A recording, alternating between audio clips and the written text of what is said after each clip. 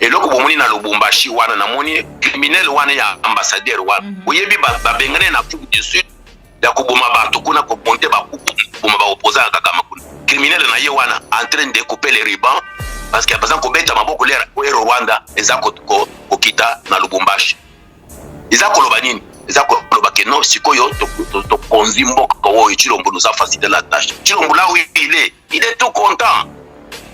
Il est non bon la sécurité bon moni lelo na za ko sala le bino sikoyo bozui tout le Congo les avions wana ezako ya na ba mercenaires o ikakama za ko former na Kigali azako tinda na ba province na bino lelo vous avez un avion qui amène ces mercenaires bana na bango ba ko jouir na Congo wana ba congolais okokima mboka wana ou bien bokufa na mboka na bino na mabele na bino avion oyo nye wana ezaki sikoyo ko banda ko tambula nani Congo mobimba ko larguer ba mercenaires ya Kagame.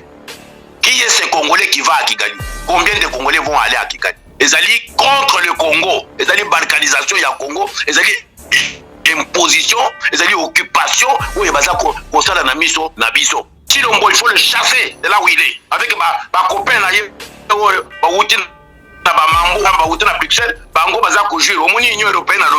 moins de 2 ans ils se sont enrichis. Le Rwanda c'est un voisin naturel. Et ils vont demeurer toujours le voisin naturel. Alors, un voisin naturel qui n'a pas les coltons. Un voisin naturel qui n'a pas l'or. Mais un voisin qui a une organisation. Pourquoi ne pas ouvrir le marché pour transacter avec ses voisins? Il y a des pesanteurs sur le plan politique qui valent plus que la conception sur le plan économique. Ça peut se comprendre s'il faut le calme, éradiquer, je dirais le conflit, l'insécurité dans l'Est. Les bêtises, mon koya kusakana te. Le col a sali déclaration wana a dit Chilombo na situation moko compliquée parce que makamu Chilombo alinga koko sa yangwa. Cette déclaration c'est une déclaration de guerre. On n'a pas de force. Donc makaka ba umbu na bango. C'est ça la déclaration de ces messieurs là, de Marcel Bilombo. Mais en même temps, il a dévoilé une chose. Que j'ai toujours dit que Chilombo travaille seul, il signe seul. Mais le document, il est en Rwanda, il a signé. Chilombo a signé en tant que président de la République démocratique du Congo. Et puis, il a signé avant de dire bon, ils sont occupés sur la sécurité. Ils sont occupés sur la sécurité. Donc, Bilombo vous a confirmé que Chilombo signe seul. Il faut un coup d'État parce que là, il a confirmé, le monsieur Bilombo a confirmé que le Congo est entré dans une phase de capitulation. Il faut un coup d'État. Joseph Kabila te diabolisa qui est. Moi je demande pardon à Joseph Kabila. Te diabolisa qui est. Tout ça qui est Mabé. Tout sur Rwandais. Le lot, Chilombo. Et plus tout sur Rwandais que Joseph Kabila. Mais rester avec Joseph Kabila que de voir Chilombo avec ce groupe de Miyibi au pouvoir. Si Joseph Kabila peut nous aider à arrêter le Koyo, nous allons attendre maintenant Joseph Kabila. Aucun Congolais ne va dire non. Et je sais pourquoi je le dis. De l'eau, il dépasse. Joseph Kabila, Rwandais, Congolais. On ne va pas libérer le Congo par les élections. Il faut un coup d'État. Joseph Kabila peut nous aider à faire ça. Et là, il y a un chef d'État, il y a plus de 180 pays. Et ça, Gisèle Mpela. Tu vois, Babibissier, Bakagame, Basali Ekou, na mwasi na ye ya Banyake Rwana. Na Badioni na Kero, Basali Ekou, Wabi Mazoba Zoba Kuna, voici les Congolais. BMW, BR Music and Women. Chilombo a laissé l'image d'en-bas d'un homme très sale qu'on ne peut pas approcher. Il est venu à Belgique demander pardon à Gisèle Mpela. Il s'est agenouillé à Belgique devant Gisèle Mpela. C'est quoi il a vu l'avion à Keïna, à Abu Dhabi.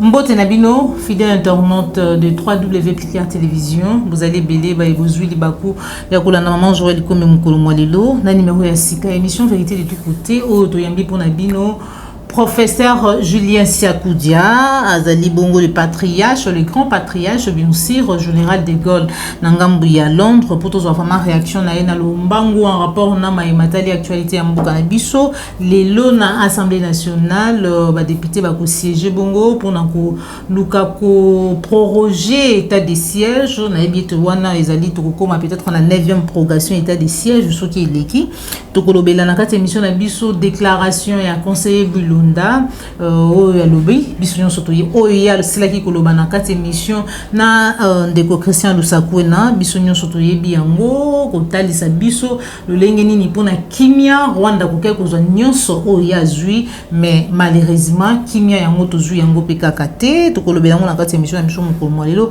tokolobela dossier RAM gratuité de l'enseignement yaki président de la République, le monde gouvernement naïe, balobi était ba parents, ba kofuta le sous misolo, ya banate po te ba kende nabité lo, mais kasi ko kamwa ramo o ba congolais nyos bazali ko décrier, ramo o ba congolais nyos bazali ko lela tongo midi pourquoi ke te ba ko yiba biso misolo. Toyoki ministre Augustin Kibasa ko ba ete ram to pe misolo ya ram ezali ko soutenir gratuité de l'enseignement, mais est-ce que vraiment ezali na no gratuité mbongo wana vraiment kokende wapi pe kosala ni tokolobela ngo na kati ya émission na biso mokolo mwa lelo mais tokolobela pe lususu mai matali bokiti to pe inauguration to moni Vincent Karega ko kata riban pour na ko inaugurer boyei to pe atterrissage ya Rwanda Air na Lubumbashi tokolobela ngo na kati émission na biso mokolo mwa lelo mais yambo déjà to joindre na téléphone na kopesa matono en équipe technique nanga imobima matondo surtout na yo popola yo ngozwa misima caméra na Christian Bopate en bon séjour au pays na papa na biayi motema madame Riti biayi déjà to kobenga mon mboka professeur Julien Siakoudia les grands patriarches dans le téléphone. Allô, bonjour les patriarches. Bonjour maman Joël, bonjour maman Joël Kombe. Merci beaucoup pour nous répondre à l'invitation à Bisso Mokolo Mwalelo. Bonne résistance, bonne santé, bonne maramounianso. Maman, nous sommes debout. Le pays est presque mort. Nous suivons tout ce qui se passe là-bas. Et moi, votre grand patriarche, je ne dors pas. Je suis au four au moulin en train de mobiliser nos compatriotes à travers le monde et à l'intérieur du pays. Nous devons nécessairement trouver la solution pour notre pays. Et maintenant, ça doit être de manière immédiate.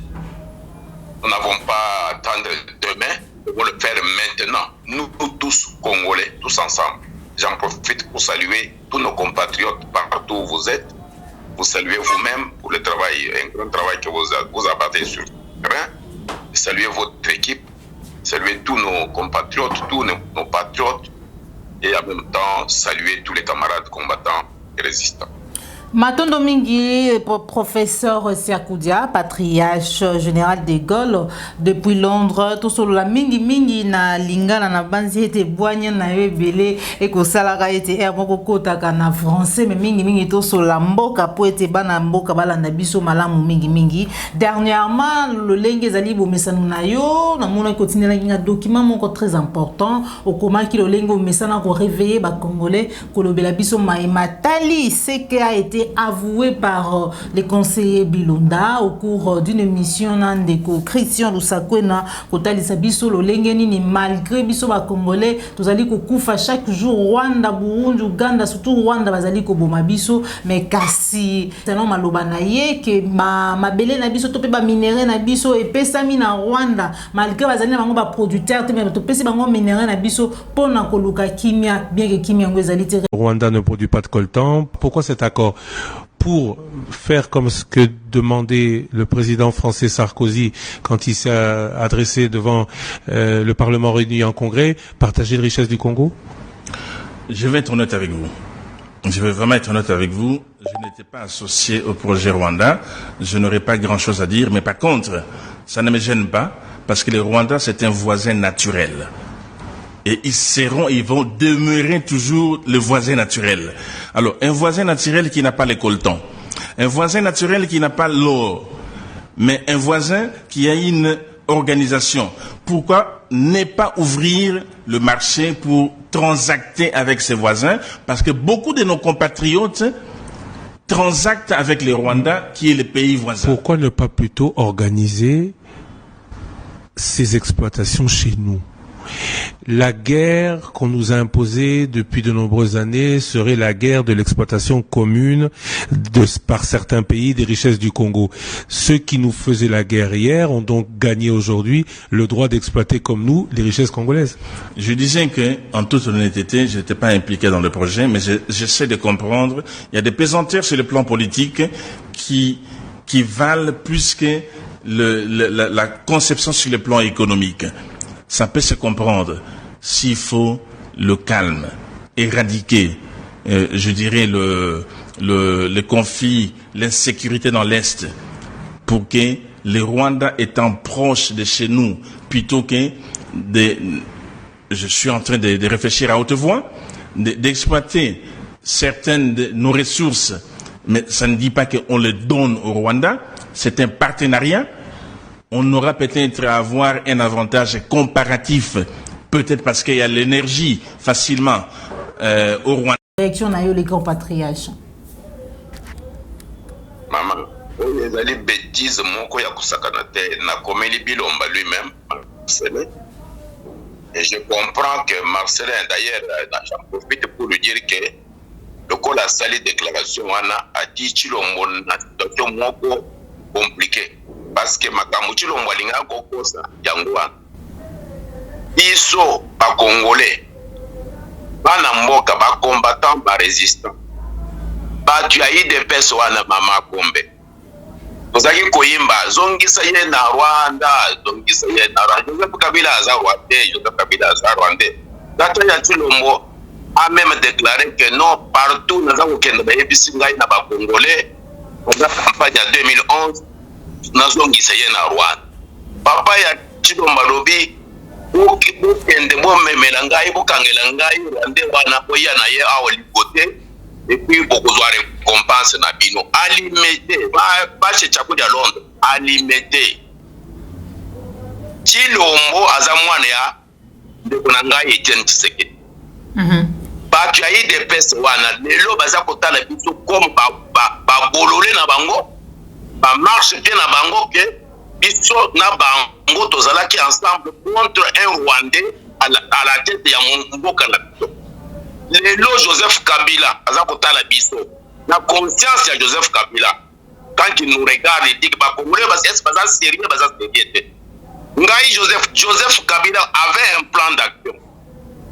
Joseph Kabila a quand même kosala quelque chose pour mboka wana malgré que biso to telemela ki ye ba combattant ba résistant monde entier plus ba Congolais à l'intérieur na ba tu as eu des pestes d'abord que non yo za Rwandais pour donc lelo bilomba aza kobima aza koyebisa monde entier nayokaki ye na déclaration na ye po tosala kimia na Rwanda oyo bakoma kaka bandeko na biso comme tu les appelles déjà. Moi je n'appelle pas le Rwandais, je les appelle c'est un groupe de touristes génocidaires, ils sont des conquistadors, bazali ba menteurs, ba manipulateurs, ba violeurs, bazali ba receleurs, bazali ba bière ya mboka bato wana ba ravager mboka na biso lelo tolobi nous venons de capituler mutu bakati ba mole mutu ovanda na bato yo peut-être ba mo ba ressources nyonso ya Congo ba gérer biso tokoma ba umbo na bango comme ça nous allons acheter la paix. Aujourd'hui au moni mutu acheter paix en tant que mumu yo za na mboka ya bomengo ozo kende ko pesa ressources na yo nyonso na Rwanda qui n'a rien appelle yo azwa ba ressources na yo ateke yo yo comme mumbu na ye et puis toi tu te contentes de ça on est content comme bilomba dia wa potos wa kina to pesa ba ngo ba ressources na biso to pesa ba Uganda ya Museveni ba ressources na biso wo biso to za na kina est-ce que tu moni kina na pauvreté yo ozui ba bilamba na yo ozui moi na bana na yo opesi voisin na yo parce que voisin na yo aza kutongisa yo ozo moi sinanga zo bana nanga comme ça otika ngaki mais c'est une déclaration ya bozoba. Alors, adi eza na ba paramètres to pesa na makamususu oyo eleki économie to pe développement ya mboka oyo po biso to komona plus économie ba minerai kei mais mutu ya mingi ezali kimia ko banza te bongo mona mboka patriarche. Mais je vous dis que Joseph Kabila là où il est là, quand il nous regarde maintenant, il dit que Bino Boudjabou des Agnai que nous avons wanté. Comment Bino Boudjawabi? Bino va Congolais, c'est quoi Boudjawabi? Na ba kilo mona Bino na Boudjawabi, tu vois. Vous êtes pire que Joseph Kabila. Cette déclaration, c'est une déclaration de guerre. Il faut se réveiller et faire la guerre contre le Rwanda. Les Congolais sont très pauvres aujourd'hui. Ils sont dans la misère. Misère et l'équipe. Et lui, il vient faire une déclaration comme ça, tout comme il y a bateau, tu vois. Le groupe, il y a terroriste, il y a Kagame, non, on n'a pas de force, tout comme c'est ça la déclaration de ces messieurs-là, de Mercedes Bilombe. Mais en même temps, il a dévoilé une chose, que j'ai toujours dit que Chilombo travaille seul, il signe seul, mais le document, il est à Rwanda, il a signé. Tiens, le cas là, quelqu'un, il tient seulement un stylo à main pour signer un document pour travailler dans le laboratoire. Bilombo vous a dit que pour tout un dossier, il y a l'Égypte.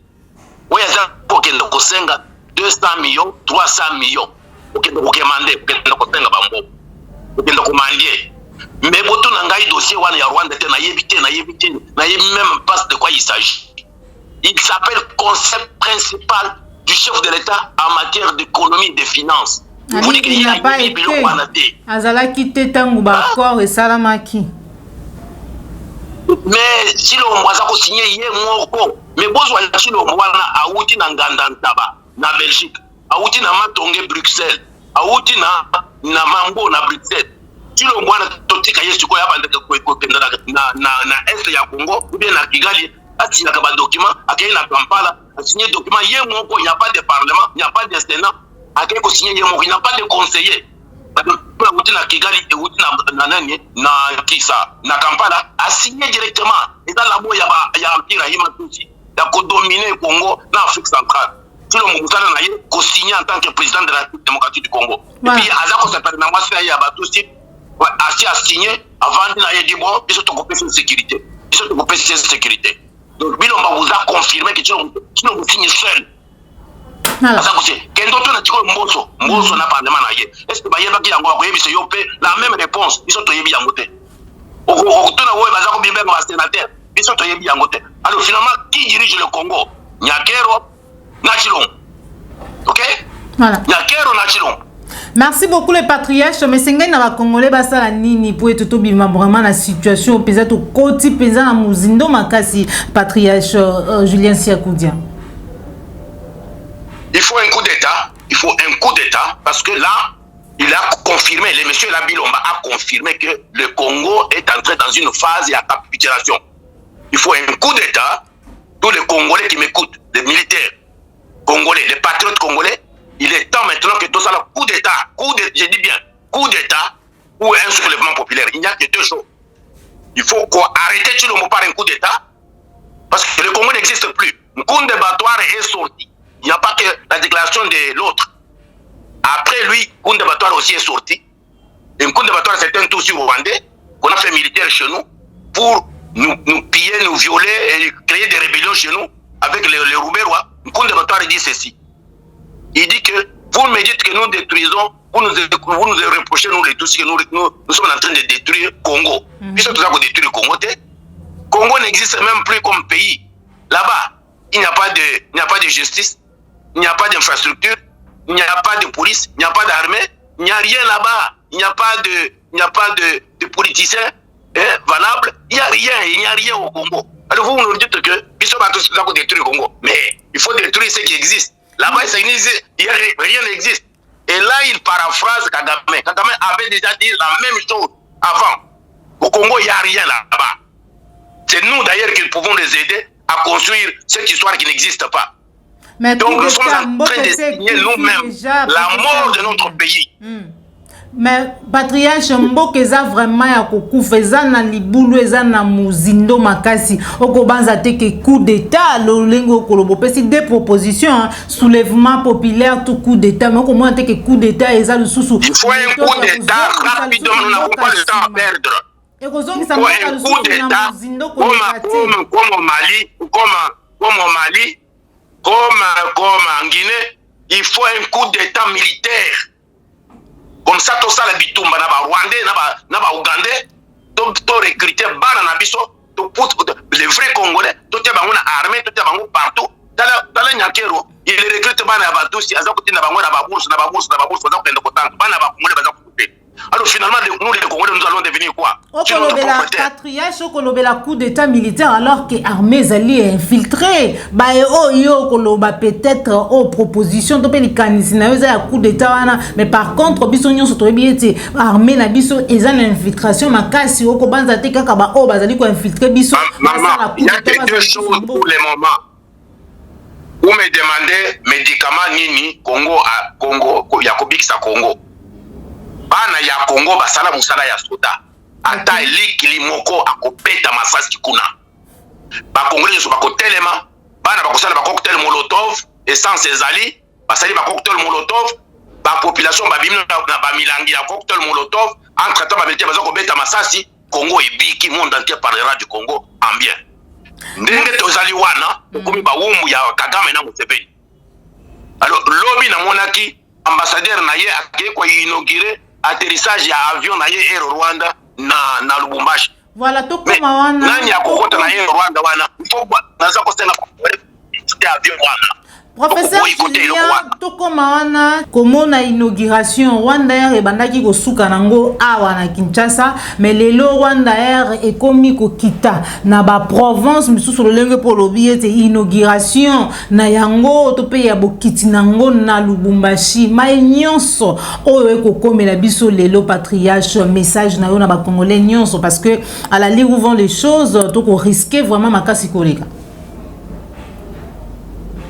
Oyebi de Gaulle ya ba français les razalaki na Londres awa pendant occupation ya Hitler na ba nazi les bazaki ko occuper France azako loba kaka ndenge azako loba oyo donc mutute ayebisa bino le code na yoki ke non bitakwira donc procès bitakwira za ba Congolais et loko bomoni na Lubumbashi wana na moni criminel wana ya ambassadeur wana oyebi ba bengane na Afrique du Sud ya kuboma bato kuna ko monter ba kuboma ba opposant Kagame kuna azaki na procès kuna Kagame akimisie ekisiko ya tindie na Congo lobby na moni kareka ambassadeur ya Kagame criminel na ye wana en train de couper les rubans parce que bazan ko beta maboko lera o Rwanda ezako ko kita na Lubumbashi ezako loba nini ezako loba ke non sikoyo to konzimbo ko Chilombo nous a facilité la tâche Chilombo là où il est tout content il non bon la sécurité bon moni lelo ko naza ko sala le bino sikoyo bozui tout le Congo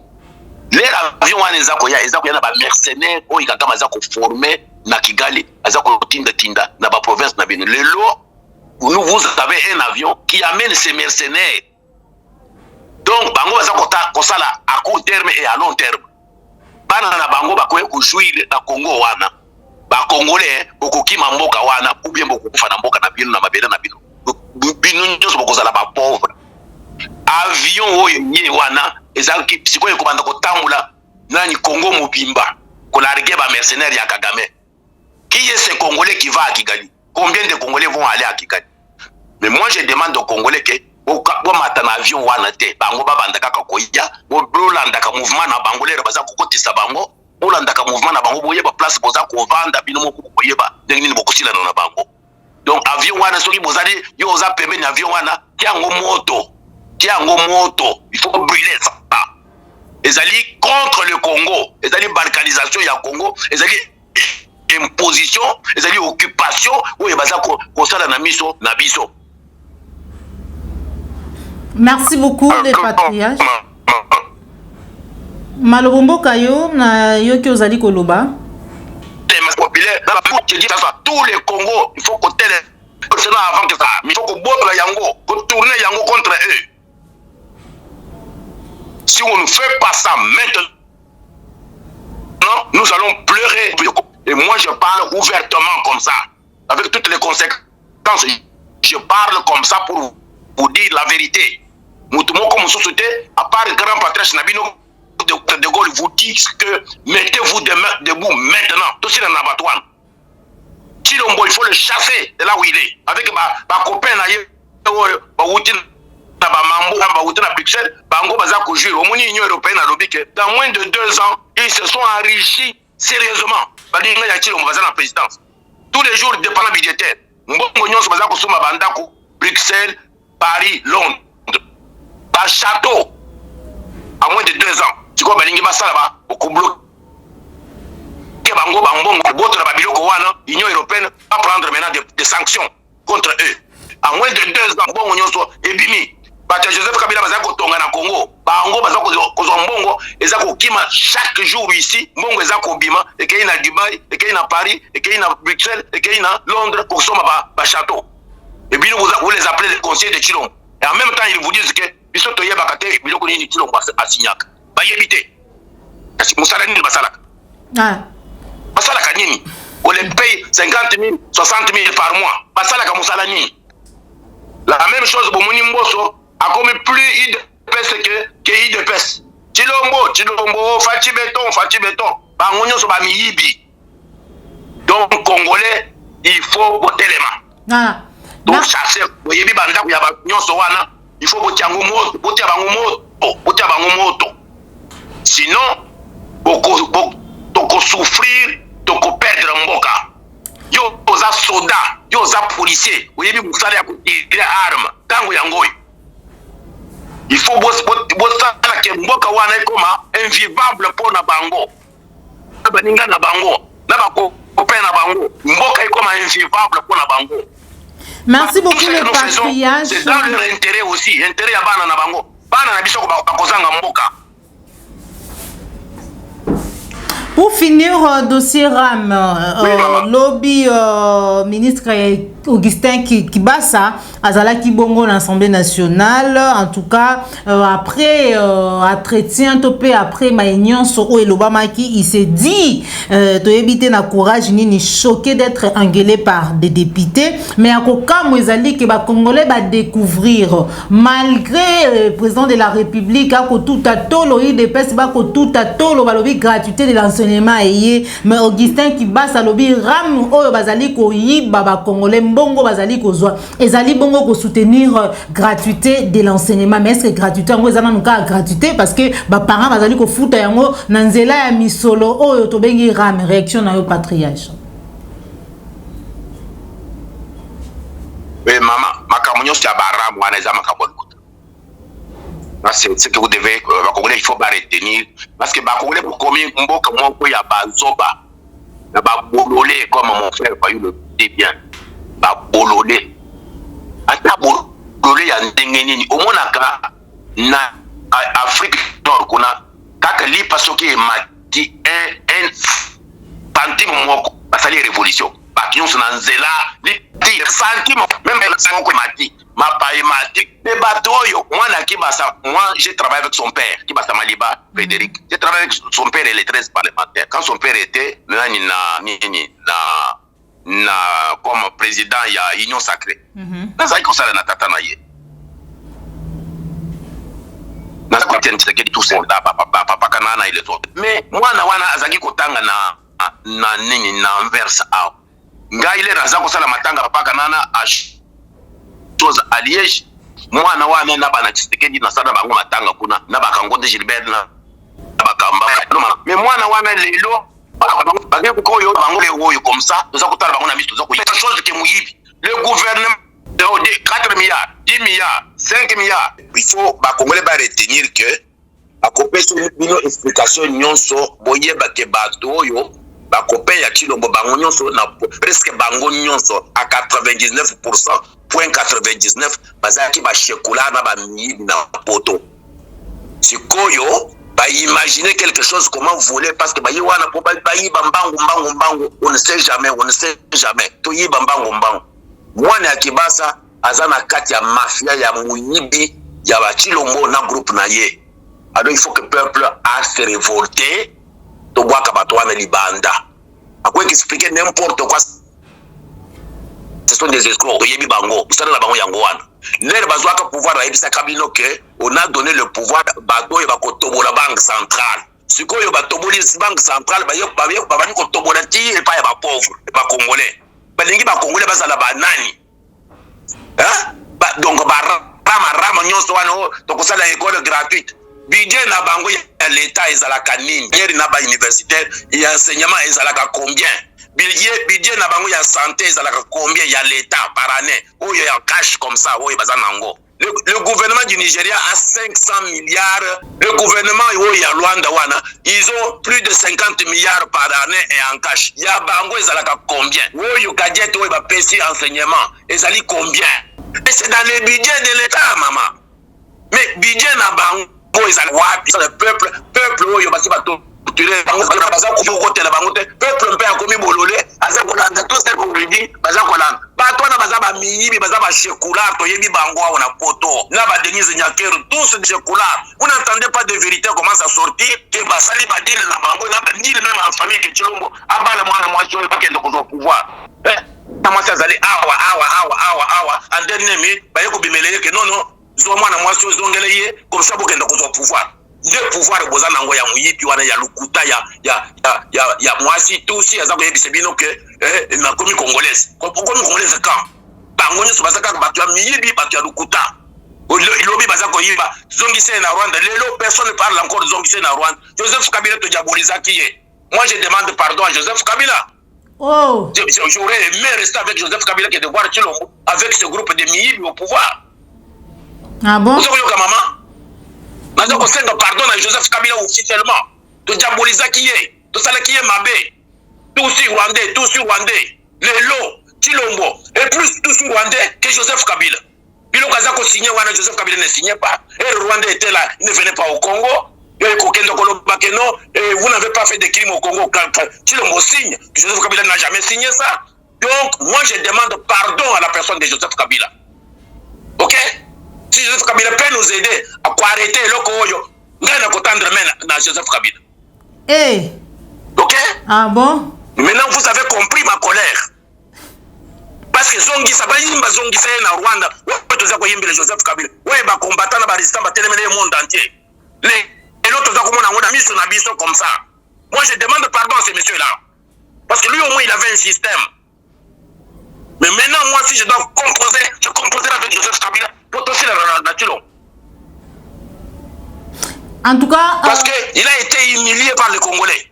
Il a été humilié par l'UDPS. Il a été humilié. Si Joseph Kabila a donné le pouvoir, c'est par peur. Parce que Bissonio se tourne la Kayeke aux autos sur Rwandais. Les lots aux Awapi. Nazakoyo Kanga, Isoka Zakoyo Kanga, Nazako Senga, pardon. Mais Nazakoye Bissayeke, Gaina Kokotandre Menaye, pour tout tirer naturellement. Pour tout reconstruire le Congo. Ancien président de la République, Joseph Kabila, les grands patriarches, pardon.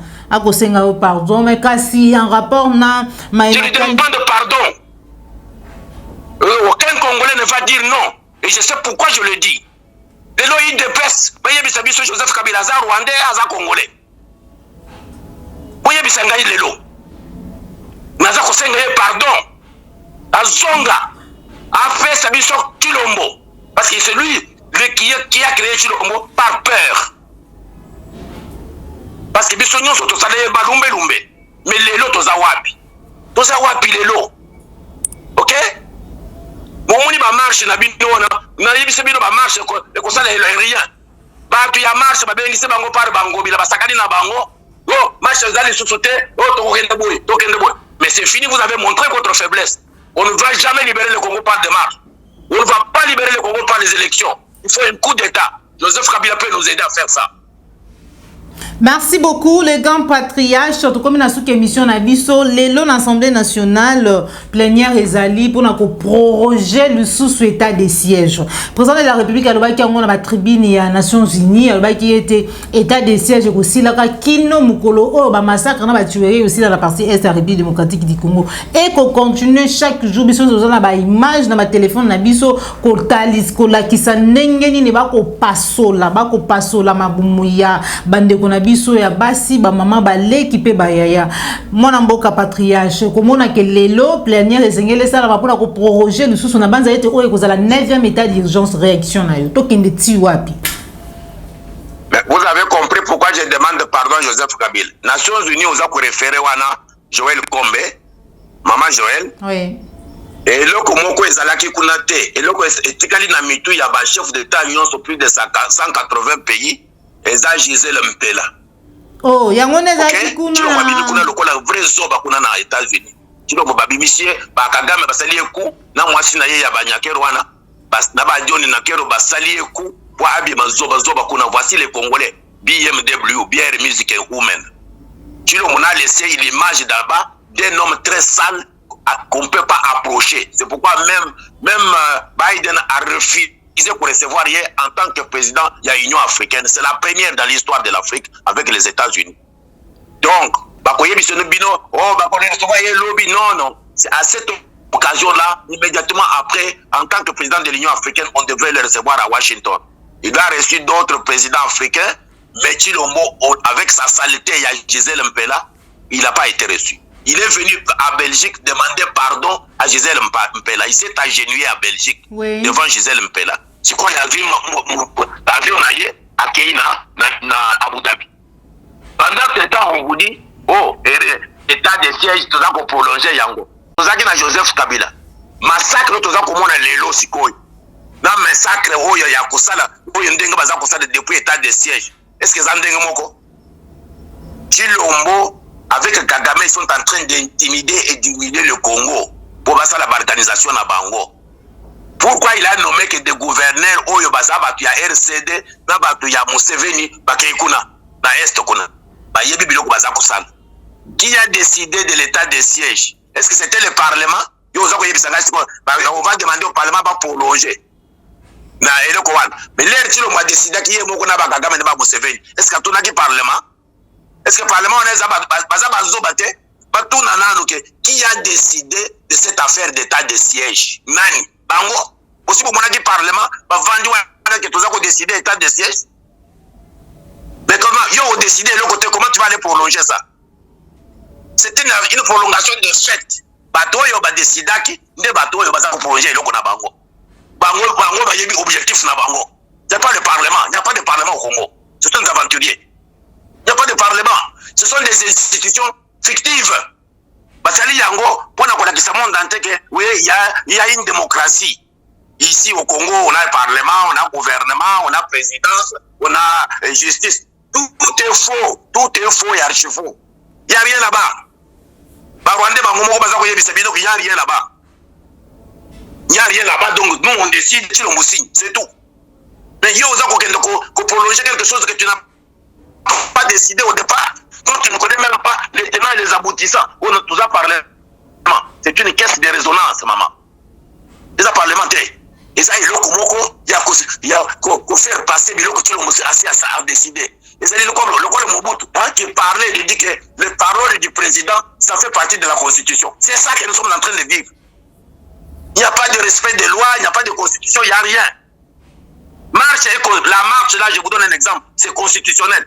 En quoi Ngobila fait venir Batouana na pourquoi il y a marche et puis non c'est quoi comme c'est quoi meeting populaire donc il décider dans Ngobila et vous ne comprenez pas que nous sommes dans une histoire de jungle. Mais Fayoulou Moussa Naye Ezanine, c'est pourquoi j'ai dit que Fayoulou est maintenant du côté par qui? Par son ami Mouzit, parce que Mouzit ne veut pas que j'ai fait quoi il a eu. Donc maintenant c'est quoi il y a du côté Fayoulou.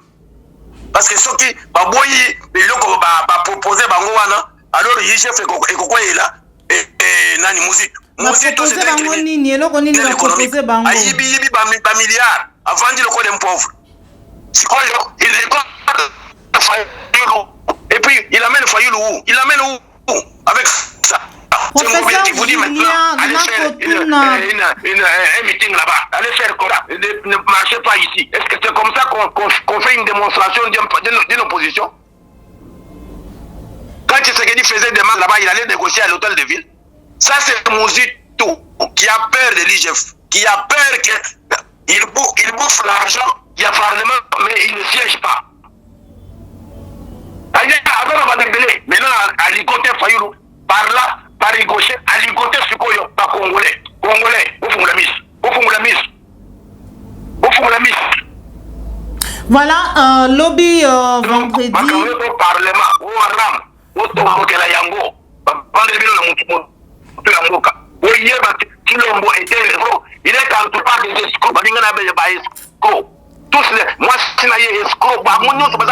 Voilà, professeur Julien Siakoudia, to comme presque na souk émission na biso, réaction na yo lelo koyoka ke IGF l'autre fois to solo kana ma matali IGF et ko kende lobby et pas Argentine ngobila gouverneur ya ville pour na ba soupçon moko ya détournement na ngambo wana. Est-ce que IGF parce que chaque jour to koyoka IGF uti ko lape arelo ko moya mutu yo lobby ke note lelo mutu akokanga on dirait moi mboka Martin Fayoulou basinga ezali Adolphe Muzitu parce que akobanga IGF. Est-ce que IGF lelo ezali ko sala vraiment musala na ye lolenge lengo bani to ezali ka wana instrument moko bo intimidation?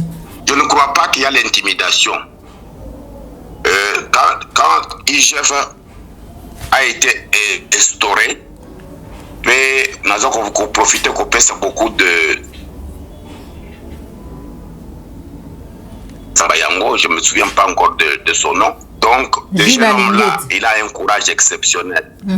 La mafia s'est installée au Congo. Ce n'est pas une journée qu'il y a à trouver solution.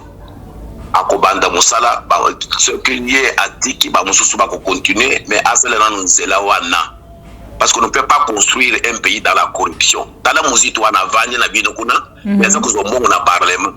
À quel titre? Ayibi ba milliard pendant qu'il était premier ministre. Ils ont vendu entreprise d'État, Mouzito na Joseph Kabila. Ils ont détruit le Congo. Ayeko kangwa sikoyo na Fayoulou.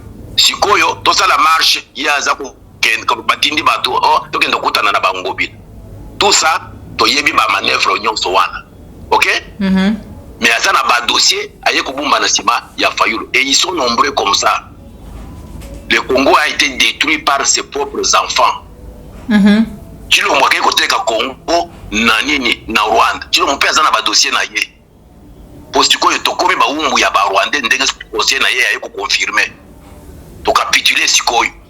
Nous étions en guerre, notre pays doit toujours être en guerre permanente contre ses ennemis Rwanda et Ouganda. Mais lelo pour capituler to lobino to za ba umbu na ba. IGF asala musala na ye. Il ne faut pas toujours critiquer. Il faut d'abord l'encourager parce qu'il y a une volonté de l'encourager. Tout encourager ces jeunes hommes-là à ça la moussale de IGF. D'accord. À cause de yango à 100%, à cause de même 50% ou 30%, mais c'est déjà un départ. Voilà. Vous savez maman? Oui. Avant on n'avait rien, mais au moins on a bien encouragé. Ouais, il y a eu des surpris dans bango, puis il y a kolanda bango na sim. Encouragez l'initiative. Parce qu'on ne peut pas construire là où il y a la corruption, là où il y a la dictature, là où il y a le bruit de bottes. On ne construit pas. Nous tournons en rond. Mais est-ce que déjà depuis Jeff Abandi Makambu banquette Oya Kosala ko inspectaka chaque fois, mais est-ce que déjà ça la misolomo kotoyo qui pensa Jeff Kazongi si on a caisse à l'état?